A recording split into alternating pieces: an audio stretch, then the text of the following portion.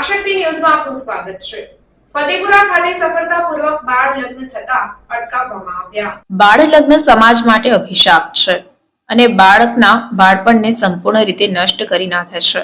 કુમળી વયનો બાળક કે બાળકી સામાજિક, આર્થિક અને જવાબદારીઓથી કચડાઈ જાય છે। તેના સ્વાસ્થ્ય ઉપર પણ તેની વિપરીત અસર જોવા મળે છે। એક જાગૃત નાગરિક દ્વારા ફતેપુરા પોલીસ સ્ટેશનની હદમાં આવેલ બારસલેડા ગામમાં બાળ લગ્નની માહિતી આપવામાં આવી હતી।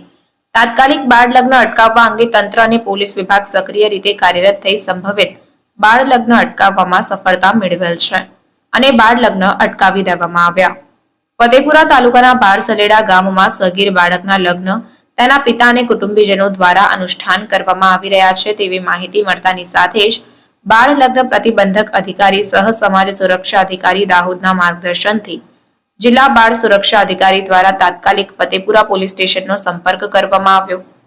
જિલ્લા બાળ સુરક્ષા અધિકારી અને ફતેપુરા પોલીસ સ્ટેશનના પીએસઆઈ સાથે વ્યૂહાત્મક રીતે ચર્ચા કરી અને પરિસ્થિતિનું સંજ્ઞાન લઈ જિલ્લા સમાજ સુરક્ષા કચેરી તથા જિલ્લા બાળ સુરક્ષા એકમના અધિકારીઓ અને કર્મચારીઓ તથા પોલીસની ટીમને સાથે રાખીને સ્થળ મુલાકાત લીધી હતી।